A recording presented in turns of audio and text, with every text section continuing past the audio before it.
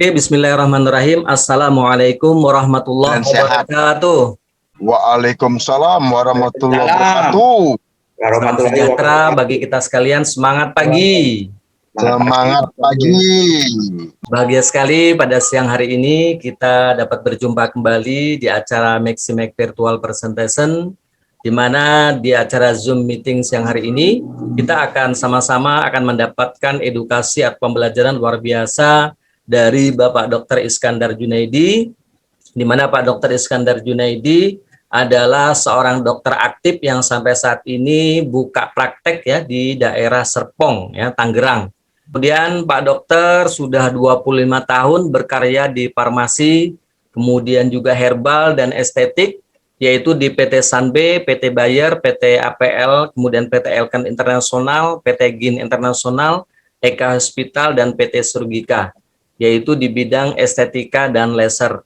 Kemudian beliau juga adalah seorang penulis buku sejak tahun 1997 ya, yang mana buku-buku beliau sudah banyak yang diterbitkan, yaitu dari PT BIP atau Gramedia Kompas Group Jakarta, kemudian penerbit Andi Yogyakarta. Contoh buku-buku beliau yang telah diterbitkan adalah Mencegah dan Mengatasi Berbagai Penyakit Sendi ya, kemudian Panduan Obat dan Suplemen Indonesia, kemudian Masalah Stroke dan Panduan Lengkap untuk Kanker Serviks ya. Dan kemudian yang terbaru ini tentang kehamilan yang sehat dan mengatur jenis kelamin anak. Wah, ini yang hari ini insya Allah akan dibahas, insya Allah akan disampaikan oleh Pak Dr. Iskandar Junaidi. Baik Bapak Ibu, tanpa berpanjang lebar, mari kita sama-sama siapkan diri, kita belajar, kita sambut dengan aplaus yang luar biasa untuk Bapak Dr. Iskandar Junaidi. Silakan Pak Dokter. Oke, semangat pagi semuanya. Semangat pagi. Sehat selalu ya. Semangat pagi. Amin, semangat pagi, sehat selalu. Baik Bapak Ibu, kita mulai saja. Hari ini kita akan bahas mengenai kehamilan sehat. Nah, kehamilan sehat penting ya Bapak Ibu, kehamilan sehat itu penting. Jadi bukan saja ketika hamil, tetapi sebelum hamil pun sebenarnya kita sudah ada persiapan untuk menyambut kehadiran anggota keluarga baru. Nah, memang selama ini kan kita tidak terlalu concern ke sana ya.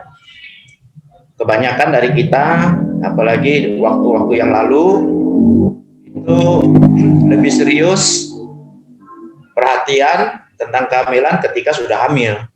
Nah, ini kebetulan saya ada 2 buku ini yang saya tulis. Kehamilan sehat ini kan penting untuk mencetak generasi unggul dan keturunan yang cerdas, penting sekali. Karena bagaimanapun persiapan dengan nutrisi yang baik untuk ibunya dan calon bayinya, dengan pikiran yang tenang, sehat gitu ya, itu sangat menentukan kualitas generasi berikutnya. Nah, ini ada 2 buku, nanti boleh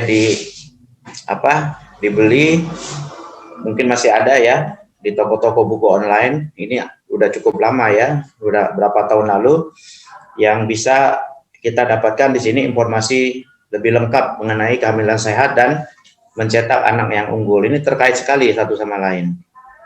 Nah, jadi memang kehamilan itu harus dipersiapkan. Bahkan sebelum terjadinya konsepsi, yaitu pembuahan sel telur oleh sel laki-laki, sel sperma. Wanita khususnya itu sudah harus menjaga kesehatan dirinya, mengkonsumsi produk-produk atau makanan yang bergizi, berkualitas, minimal itu 1 bulan sebelum hamil. Untuk mempersiapkan diri, mempersiapkan nutrisi yang ada dalam tubuh ibu, dan mempersiapkan rahim yang nanti bertugas membuat pembuahan itu terjadi dan terus berlanjut berkembang menjadi bayi dan lahir seorang anak penerus generasi mendatang. Nah, ini suami istri mestinya memang harus saling kerjasama ya, karena kedua belah pihak ini menyumbang masing-masing dengan sesuatu dari dirinya. Ya, istri telur dan tubuhnya yang sehat untuk menjaga proses kehamilan dan persalinan berjalan dengan baik. Nah, suami juga penting. Jangan sampai sperma yang akan membuahi sel telur itu tidak kuat, tidak segar, tidak sehat, atau mungkin ya ada cacat di situ. Itu kan akan mempengaruhi kehamilan bayi dari sperma yang seperti itu. Dan kalau kita tubuhnya sehat, terutama ibu-ibu ya tentu kan kehamilannya akan sehat, bayinya juga pasti akan sehat. Jadi sebelum dia konsepsi pun, kalau tubuh wanita, ibu-ibu yang akan mengandung, dia sudah sehat, sudah dipersiapkan sedemikian rupa, itu pasti janinnya akan sehat dan lebih berkualitas. Karena pembentukan itu penting sekali sejak bayi, karena di semua proses kehidupan manusia, pembentukan itu terjadi sebelum hamil, ibunya harus sehat, ketika hamil terjadi pembuahan, dan ketika kira-kira 1 bulan setelah pembuahan dan sudah ada calon bayi di rahim perempuan.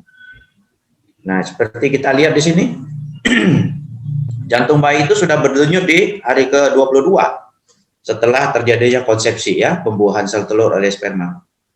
Nah, saraf kita itu, tabungnya sudah dipersiapkan itu pada hari ke-28 itu sudah ada setelah pembuahan. Jadi sudah terbentuk. Nah, padahal kita lihat sendiri kan, ibu-ibu yang mengetahui dirinya hamil biasanya memeriksakan diri untuk kesehatan diri dan calon bayinya itu ketika merasa perut sudah besar, itu kira-kira ya 2 bulan atau 3 bulan. Padahal di situ proses pembentukan jantung, saraf sudah terjadi. Nah, ya kalau ibunya sehat tubuhnya, ya, kehamilan berjalan dengan baik. Tapi kalau ada sesuatu yang mengganggu, di situ akan bisa banyak terjadi kelainan, ya, jantung dan sarafnya. Padahal 2 hal ini kan sangat penting bagi kehidupan kita sebagai manusia. Nah, kita lihat di sini. Jadi pembentukan organ tubuh itu ya sudah terjadi nih, kita lihat tahapannya. Ya, terjadi pembuahan 2 minggu itu sudah mulai ada proses pembentukan. Jantung sudah terbentuk di minggu kedua, masuk minggu ketiga. Ya, dan seterusnya. Saraf di minggu ketiga. Yang tadi kita bahas itu sudah terbentuk di situ, sudah terjadi saraf. Lanjut misalnya mata, tangan, telinga dan organ lain itu terus berjalan. Jadi kalau kita lihat di sini, sebenarnya pembentukan sebagian organ itu sudah terjadi di minggu ke-8. Berarti itu berapa? 2 bulan, ya. 2 bulan itu hampir semua sudah terbentuk organ-organ tubuh calon bayi itu. Nah, otak itu sendiri dibentuk di minggu ke-20, mulai terbentuk. Jadi bulan ketiga, ya, kira-kira bulan ketiga ke-4. Nah, itu semua terbentuk di sini. Jadi sangat penting, ya, kita persiapkan tubuh wanita yang mau hamil itu sebelum hamil, dan seterusnya minimal di 3 bulan pertama itu benar-benar harus dijaga kesehatannya, nutrisinya, kondisi fisik dan psikisnya itu harus dijaga, karena apapun yang terjadi pada ibu itu akan mempengaruhi bayinya. Dia akan seperti apa itu nanti terpengaruh oleh keadaan ibu yang mengandung ini, yang mengandung dia, itu akan sangat mempengaruhi sekali. Nah, karena itu penting kita persiapan kehamilan, ya. Kapan dimulai? Ya, sebaiknya sejak 3 bulan bahkan, kan, 1 bulan lah kalau kita telat gitu. Sudah dipersiapkan, ya, dengan segala yang perlu kita lakukan. Minimal kita persiapan dengan menjalani atau menerapkan gaya hidup sehat, pola hidup sehat, itu penting. Karena untuk membuat tubuh seseorang sehat secara lebih sempurna, lengkap, itu memang minimal 2 bulan. Proses tubuh itu mencapai keadaan optimal itu minimal 2 bulan. Sehingga dia benar-benar sehat secara optimal, persiapkan. Nah, ini jika kita ingin menghasilkan keturunan yang berkualitas, anak yang berprestasi gitu ya, ini sebaiknya mereka yang ingin mempunyai keturunan itu milikilah keturunan di usia 20, 24 atau sampai 30. Jangan terlalu muda, jangan juga terlalu tua. Ya. Kalau terlalu tua, sel telurnya sudah tidak terlalu sehat, sperma juga mungkin dihasilkan dengan sperma yang tidak berkualitas. Ya, bisa kita bayangkan kalau sperma, telur yang bertemu, yang akan menjadi bayi itu tidak optimal atau tidak sehat. Itu jelas akan mempengaruhi perkembangan anak itu nantinya. Itu sangat mempengaruhi. Kemudian kesuburan kita juga terganggu ya kalau terlalu tua itu. Akan lebih sulit mempunyai keturunan ya. Nah, kemudian yang tidak kalah pentingnya itu untuk pola hidup sehat ini adalah komplikasi. Kalau kita hamil, ibu-ibu ya, umurnya di atas 35, 40 gitu, biasanya saat melahirkan itu banyak komplikasi itu. Kalau di atas 40 misalnya, rahimnya tidak kuat untuk mendorong bayi keluar. Ya, minimal operasi atau dengan bantuan yang lain, misalnya dengan bantuan pertolongan kelahiran. Nah, itu biasanya mencederai kepala, otak bisa cedera. Nah, bisa terjadi penyakit-penyakit terkait saraf itu, misalnya Parkinson, Alzheimer, ya.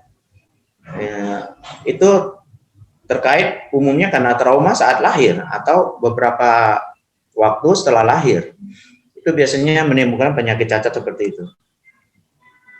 Nah, juga mereka yang hamil di umur telah lanjut gitu ya, atau dewasa tua gitu, itu biasanya membawa banyak komplikasinya, misalnya kelainan anaknya tidak berkembang sempurna, terjadi kita sebut sindrom Down syndrome. Jadi IQ-nya rendah. Ya, anak usia 20 pun dia seperti anak kecil, IQ-nya di bawah 100 biasanya Down syndrome ini. Sekitar 70, 80 ya. Makin rendah, makin berat ini akan menjalani hidup. Jadi persis kayak bayi walaupun umurnya sudah di atas 15 tahun misalnya. Terus potensi keguguran, hipertensi, diabetes meningkat ya pada usia di atas 35. Jadi, nah bagi mereka yang mau melahirkan, mengandung di atas 35, ini benar harus ekstra ketat, ekstra usaha untuk membuat dirinya sehat. Ya, seperti seorang yang di bawah umur 35. Itu harus diupayakan sekali kesehatannya, tubuhnya, psikisnya, nutrisinya harus lengkap. Nah, pola hidup apa lagi? Berhenti merokok, konsumsi alkohol ya, itu stop. Karena banyak hal yang bisa merugikan janinnya ya. Ketika hamil tetap merokok atau mengkonsumsi alkohol ya, banyak di sini keguguran atau cacat mental, keterbelakangan mental itu bisa terjadi oleh kedua faktor ini. Obat-obatan juga harus lebih hati-hati ya, ibu-ibu yang hamil harus hati-hati mengkonsumsi obat-obatan kimia. Nah ya, baiknya sekarang ini banyak produk-produk alami, suplemen atau herbal yang berasal dari bahan alami, itu bisa membantu kita untuk tetap sehat di saat hamil dan tidak memiliki risiko yang berarti ya. Jadi obat-obatan harus diperhatikan. Antibiotik, obat flu jangan sembarangan minum ya. Benar-benar harus diperhatikan tuh. Olahraga tetap dilakukan walaupun hamil ya, tetap olahraga. Dengan mengukur kekuatan kita saat hamil itu, ringan sampai sedang itu baik untuk dilakukan, ketika hamil pun itu sangat baik. Karena olahraga itu kan akan memicu tubuh kita menghasilkan hormon, misalnya hormon dopamin. Itu kan membuat tubuh rileks, tenang, pikiran juga tenang, sel-sel tenang. Nah itu pasti proses kehamilannya akan baik. Nah itu akan mempengaruhi bayinya juga nanti. Ya kalau ibunya tenang, bayinya akan tenang. Nutrisi yang kita makan juga akan banyak masuk ke bayinya, bisa membantu bayi itu bertumbuh dengan baik. Berat badan harus juga dijaga. Ya, untuk wanita hamil usahakan memiliki berat badan ideal. Ya, tentu disesuaikan dengan umur kehamilan ya. Kalau umur kehamilannya makin tua, di atas 3 bulan kan tentu ada penambahan berat badan. Nah, tetapi kan jangan sampai berlebihan. Berat badan dasar kita itu harus tetap diusahakan ideal. Ya, ini cara mengukurnya. Kalau kita ingin mengetahui berat badan ideal, jadi berat indeks massa tubuh atau body mass index itu 70 dibagi 1,6 dibagi 1,6. Misalnya berat kita 70 kg dibagi tinggi, kemudian dibagi tinggi kuadrat istilahnya. Nah, yang ideal itu 20 sampai 25. Jadi ini bisa diukur nih Bapak Ibu ya. Berat badannya berapa dibagi tinggi badan kuadrat. Ketemu ini berat badan idealnya. Atau yang simpel bisa juga seperti ini. Tinggi badan dikurang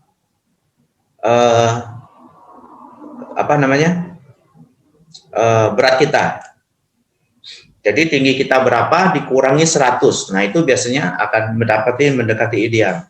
Jadi kalau misalnya tingginya 160 dikurang 100, ya kira-kira idealnya 60 kg untuk wanita hamil.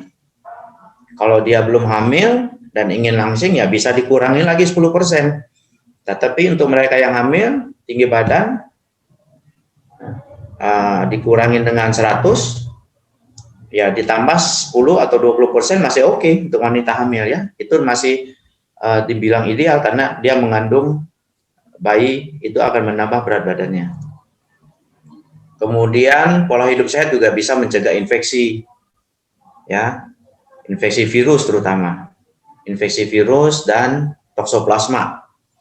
Nah, toksoplasma dan virus ini yang seringkali menyebabkan bayi cacat lahir ini dari virus dan toksoplasma. Ya, di sini kemudian makanan-makanan yang itu harus dimasak matang ya, seperti telur, daging harus dipastikan benar-benar matang. Sayur buah harus dicuci ya, jangan sampai ada cacing, ada parasit yang lain yang akan mempengaruhi kesehatan ibu dan janinnya. Hindari minum susu yang tidak diproses dengan baik ya, yang tidak disteril gitu, itu harus hati-hati. Susu kehamilan sekarang kan banyak, harus dilihat prosesnya dipasteurisasi atau tidak gitu ya. Nah, ini yang perlu diperhatikan ini. Toksoplasma ini sering ada di hewan peliharaan kita, kucing, anjing. Nah, bagi wanita hamil sebaiknya menghindari itu kontak terlalu dekat atau terlalu sering dengan binatang peliharaan kita, kucing dan anjing, karena di situ biasanya ada toksoplasma. Nah, toksoplasma ini jika menginfeksi ibu hamil, itu bisa menyebabkan cacat lahir nih. Ya, ibu-ibu yang hamil itu harus perhatikan betul, jangan kontak langsung dengan hewan peliharaan, kucing atau anjing atau yang lainnya, karena ini rawan terinfeksi toksoplasma. Ya, jadi harus diperhatikan nih. Hindari bahan kimia, udah jelas. Hindari stres ya, udah jelas, karena stres akan membuat sel itu tegang, metabolisme tidak baik, tidak sempurna, dan pengaruh juga ke pikiran, mempengaruhi psikisnya bayi juga nanti. Nah, wanita yang stres itu biasanya akan mempengaruhi kualitas nutrisi ibu yang bersangkutan. Nah, kalau kualitas nutrisinya tidak terjaga, itu kan tetap akan mempengaruhi janin yang dikandungnya juga. Ya, gigi penting juga. Nah, yang penting ini peran suami ini penting juga ini untuk meningkatkan kesuburan ya. Olahraga, makanan bergizi, tidak merokok, tidak minum alkohol. Karena seperti tadi kita singgung, sperma laki-laki kan ikut berperan menentukan kualitas anak yang nanti akan dilahirkan. Sperma itu sangat mempengaruhi. Jadi sebagian dari sel telur, sebagian dari sperma itu akan membentuk generasi mendatang. Ya, kemudian kan biasanya ini sering kita terima ya, ibu-ibu kalau konsul ke dokter, cek rutin kehamilannya, biasanya akan diberikan asam folat. Karena asam folat ini penting untuk susunan saraf kita itu asam folat ini sangat diperlukan supaya saraf kita bisa berkembang dengan baik.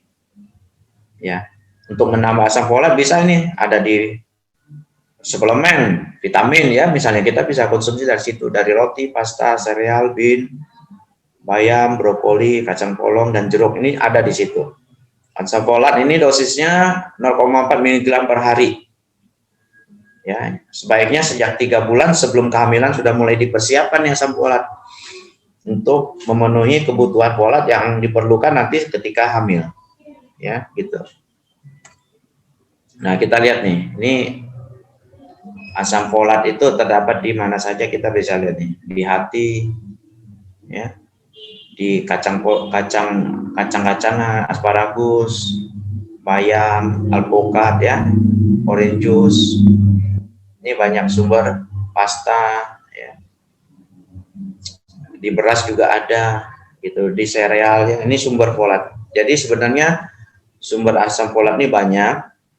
Yang penting ibu-ibu itu, wanita yang mau hamil, rajin-rajin konsumsi makanan secara merata dengan secukupnya untuk memenuhi kebutuhan dirinya dan kemudian nanti untuk bayinya. Biasanya kan wanita ini kalau sudah saat hamil ada yang sensitif kan biasanya nggak mau makan nih, ya. Ada yang lihat nasi, lihat makanan saja sudah mau muntah. Nah itu harus diupayakan tetap harus makan, karena kalau tidak itu akan kurang nutrisi nih ibunya dan calon bayinya. Nah kita lihat di sini, kalau asam folat kurang, gangguan di pertumbuhan saraf ya. Nah ini kalau di otak nih terjadi, kita sebut nih anencefali. Anencefali ini artinya tidak ada otak atau tidak ada jaringan otak yang berkurang di sini, ya, atau spina bifida di tulang belakang menonjol seperti ini, bercabang. Nah ini kan kalau terjadi ini sangat tidak baik ya bagi bayi, apalagi ada spina bifida gini ya, atau otaknya sendiri tidak berkembang dengan baik, ini pasti akan tidak baik untuk kedepannya. Penyakit jantung, diabetes, ibu-ibu wanita yang hamil harus perhatikan jika ada penyakit jantung, ada diabetes, ini benar-benar harus dikontrol karena ini menyebabkan kelainan pada bayi ya, bisa ada kelainan bawaan dan penyakit yang lain. Kemudian ini yang perlu kita persiapkan tadi ya, sebelum hamil itu dianjurkan untuk screening penapisan terhadap penyakit rubella, campak Jerman, varicella atau cacar air, dan hepatitis B. Nah ini biasanya diperiksa karena infeksi terhadap virus-virus ini biasanya akan membawa penyakit bawaan, cacat bawaan. Jadi kita harus berhati-hati dengan virus. Selain virus ya tadi ya, toksoplasma. Karena dari sini virus ini memang umumnya penyakit pandemi, penyakit yang menyebabkan kecacatan lahir itu datangnya dari virus. Karena dia menyatu dengan sel ibu dan sel janin yang akan mengganggu proses pembentukan sel dan jaringan yang berikutnya. Ini hepatitis, varicella, rubella atau campak Jerman ini kan semua karena virus. Jadi virus ini memang sebenarnya musuh besar kita ya, sekarang lagi COVID lagi kan, virus lagi gitu. Yang susah kita hadapi secara nyata, kadang-kadang tidak kelihatan ya virus ini. Kalau orang infeksi kuman enak, cepat kita ada gejalanya. Virus kadang-kadang tidak bergejala, kita agak kesulitan tuh memberantasnya. Nah ini rubella ya, atau campak Jerman. Penyebabnya virus rubella ini bisa menyebabkan kematian, cacat bawaan ya, banyak. Nah, gitu. Kemudian pengaruhnya ke bayi pun banyak ya, bisa gangguan pada mata, jantung, susunan saraf pusat, banyak kelainan yang bisa ditimbulkan oleh rubella. Makanya ini kan divaksin rutin nih kita ya. Cacar air juga sama ya, penyebab kelainan pada bayi ketika ibu hamil mengalami infeksi varicella atau cacar air. Jadi banyak nih infeksinya, berbahaya sekali ya. ini bisa menginfeksi paru-paru dan otak dan bisa terjadi kehamilan prematur atau partus prematur ya. Jadi sebelum waktunya bayi itu sudah lahir. Nah, kalau lahirnya di bawah 7 bulan ini kan kemampuan hidup bayi itu belum baik. Biasanya akan sulit itu bertahan. Nih ya, masih varicella cacar air banyak sekali yang bisa dialami atau efek negatifnya pada bayi dan pada cabang bayi ini tinggi. Hepatitis B tadi ya kita juga lihat. Makanya kan sekarang hepatitis B gencar divaksin ya. Nah, ini juga kami sering lakukan ya, hepatitis B vaksin. Selain untuk mencegah seseorang mengalami infeksi hepatitis B, juga bagi mereka yang persiapan untuk hamil ini penting vaksin hepatitis B. Karena kalau kita mengalami infeksi hepatitis B ini susah ya Bapak Ibu. Ini termasuk infeksi virus yang tingkat kesembuhannya kecil. Bahkan orang sering jadi kronis, jadi ke pasangannya, ke keluarganya, apalagi ke bayinya. Dan hepatitis B ini kan nanti kalau berlanjut kronis bisa menyebabkan hatinya rusak menjadi hepatoma. Jadi hatinya kaku dan lama-lama dari hepatoma menjadi kanker hati dalam waktu lama. Jadi memang ini ya hepatoma, sirosis, kemudian kanker. Maka ibu hamil sebelum hamil sebaiknya vaksin hepatitis B. Ya, ini biasanya 3 kali dilakukan. Riwayat kehamilan sebelumnya juga harus diperhatikan. Adakah kelainan bawaan atau yang lain yang pernah dialami? Untuk pilihan ya, untuk kanker serviks dan lain-lain bisa kita pap smear atau yang lain ya. HIV juga bisa kita cek atau cek darah yang lain. Nah, ini tadi ya pentingnya tubuh yang sehat mencegah diri dari infeksi tertular oleh infeksi yang lain, virus, dan infeksi dari hewan piaraan kita, toksoplasma dari kucing, anjing, dan lainnya. Nah, untuk seseorang bisa hamil tepat pada waktunya, maka baik juga ini pada bapak-bapak, ibu-ibu mengetahui masa suburnya. Jadi masa subur itu disebut subur ketika ada pelepasan sel telur. Ya, sel telur oleh ovarium. Jadi sel telurnya dilepas. Nah, sel telur itu dilepas itu biasanya 24 jam sebelum ovulasi. Jadi sebelum dia lepas itu 24 jam itu sudah keluar. Nah, sperma sendiri bertahan hidup 3 hari ya. Di alat kelamin perempuan itu bertahan 3 hari. Gitu. Jadi kalau menentukan masa subur ya yang mungkin kita semua sudah sering lakukan ya, terapkan dalam kehidupan kita. Jadi sebaiknya sih memang kita catat head pertama kita itu untuk sekitar 6 bulan. Jadi head pertama itu tanggal berapa, kemudian yang berikutnya tanggal berapa. Nah, dari situ kelihatan siklusnya. Apakah 28 hari, apakah 21 hari, atau 35 hari, atau lebih. Nah, dari situ kelihatan. Nah, jadi panjang siklus itu kita lihat, kemudian kita bisa tahu suburnya kapan.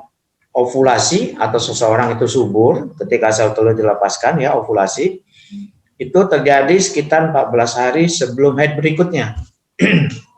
Jadi kalau kita bisa mencatat, misalnya saya ibu-ibu itu siklus head pertamanya rutin misalnya tiap tanggal 5, nanti tanggal 5 lagi atau bergeser berapa hari.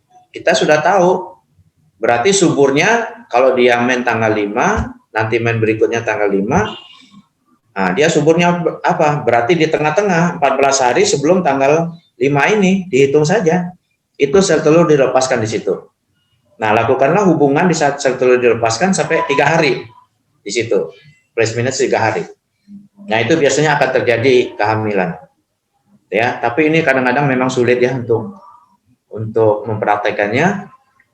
Belum lagi siklus mens atau head perempuannya suka tidak stabil, siklusnya tidak tetap, berubah-ubah, ya, karena memang tingkat stres, pola makan, pola hidup kita yang kurang baik itu, sehingga siklus men itu juga tidak teratur, tidak bisa ditentukan kapan suburnya, kapan mennya.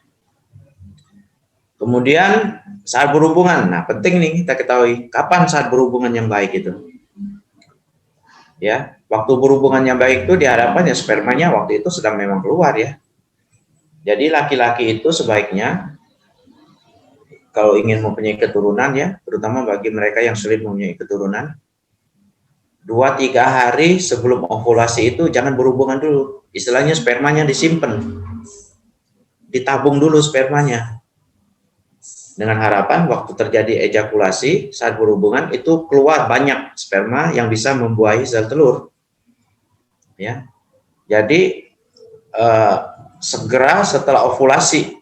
Jadi kan dari tadi kita sudah cek misalnya mennya teratur tanggal 10 misalnya, itulah tanggal 10 mundur di situ ovulasi. Nah, di saat itulah lakukan hubungan ya sekitar 3 hari di situ. Jadi sebelum tanggal 14 hari ovulasi itu diusahakan menahan diri, jangan berhubungan supaya spermanya bisa banyak ketika ovulasi, wanitanya subur, dia berhubungan di situ. Ya, 14 hari sebelum men berikutnya. Nah, untuk perempuan berhubungan 2-3 hari setelah ovulasi. Jadi kan tadi ovulasi misalnya tanggal 10 ya. Karena dia rutin mensnya tanggal 28 misalnya ya. 24, jadi 24 mundur tanggal 10.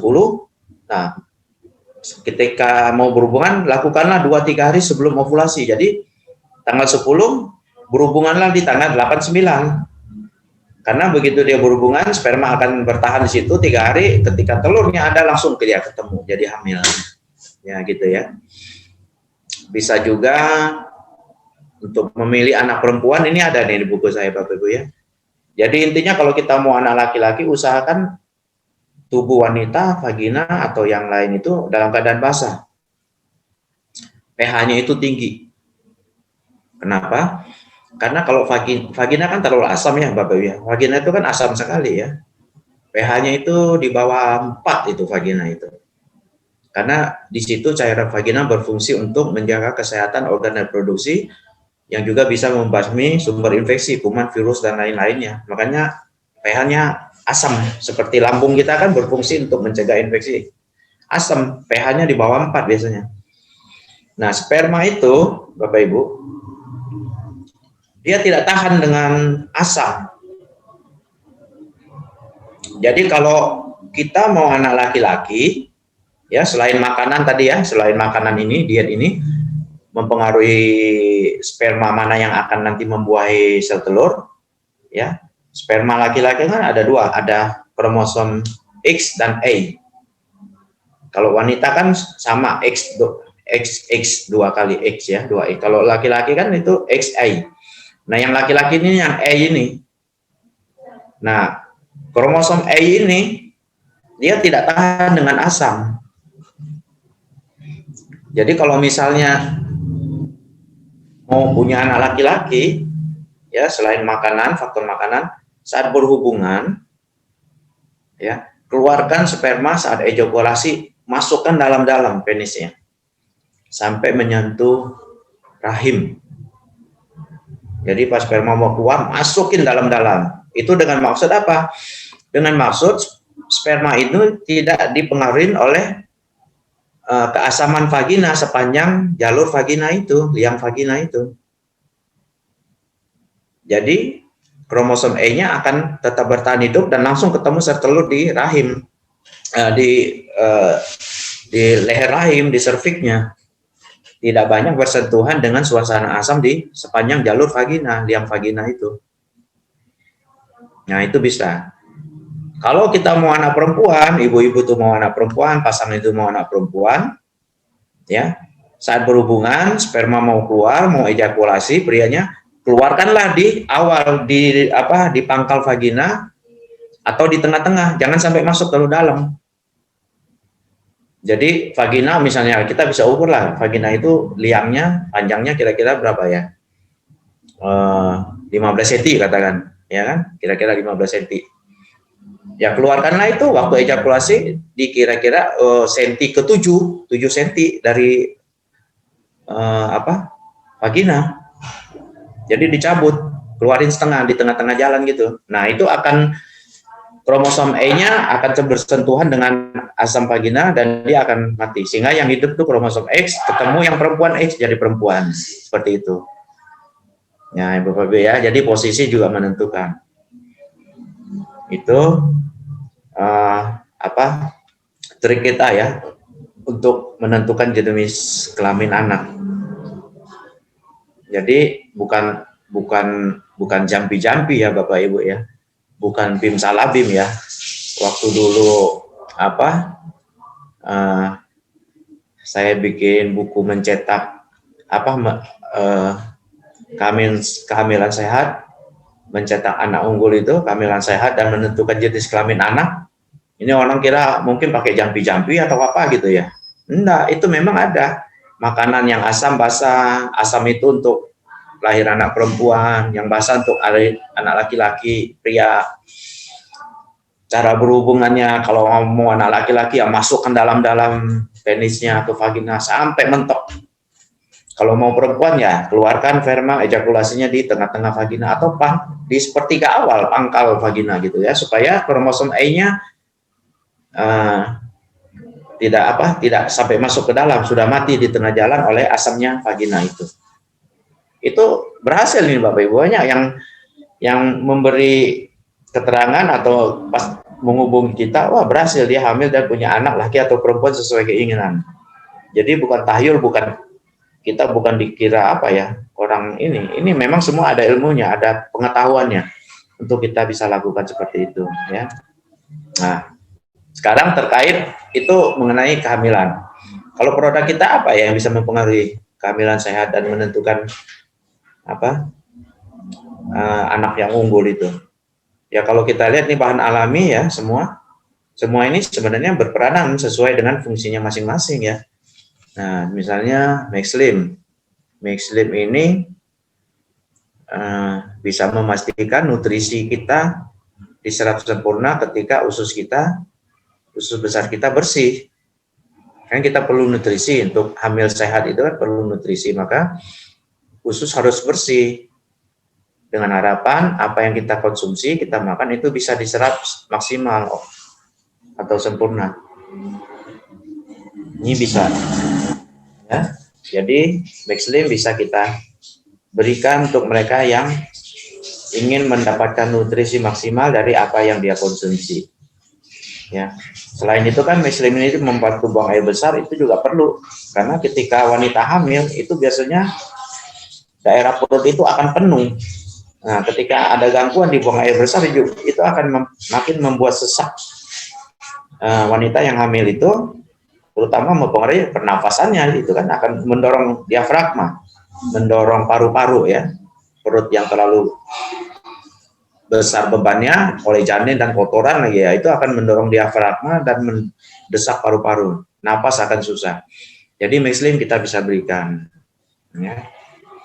Juga ini kan Maxslim bisa membuat tubuh ideal, karena kita tahu diabetes kan salah satu faktor risiko terjadinya kelainan pada saat kehamilan itu.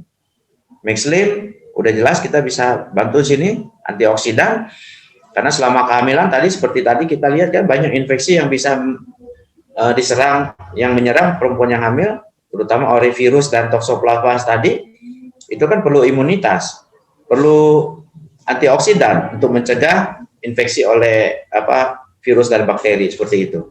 Nah, ini Maxslim bisa kita berikan untuk tetap menjamin ibu itu sehat, tidak terinfeksi oleh sumber infeksi virus atau jamur atau bakteri dan lainnya.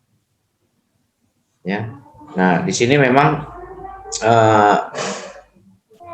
biasanya kita konsumsi ya disesuaikan saja dengan kebutuhan ibu ketika hamil ya. Nah, ini tidak masalah dikonsumsi sejak dari awal sebelum hamil sampai kehamilan, karena ini bahan alami yang bisa kita konsumsi, tidak mempengaruhi kehamilan atau proses kehamilan yang akan terjadi. Karena kita lihat tadi mereka yang mau hamil, hindari bahan kimia tadi ya, termasuk obat-obatan.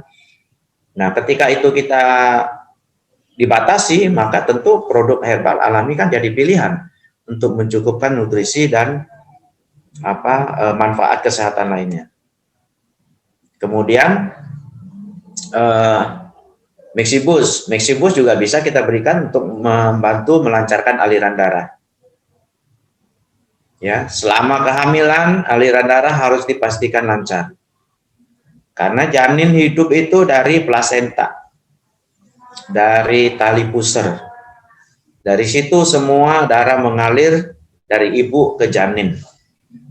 Maka ketika aliran darah lancar, bisa dipastikan, diyakini bahwa bayi itu akan sehat. Nutrisi yang diperlukan cukup. Ya, tidak sampai kekurangan nutrisi, tidak kekurangan asam folat yang bisa mempengaruhi perkembangan saraf, ya, atau yang lainnya. Berikanlah Mexibus untuk melancarkan aliran darah dengan dosis rendah, ya, dengan dosis rendah. Nah, memang harus diperhatikan. Biasanya ibu-ibu hamil itu ada kecenderungan kita sebut hipertensi kehamilan. Saat hamil, tensi akan naik sedikit. Nah, itu harus hati-hati pemberian Mexibus. Dipastikan tensinya dulu berapa normal, baru kita berikan. Ya, dari situ. Oke, Bapak Ibu, saya kira itu semua dari saya.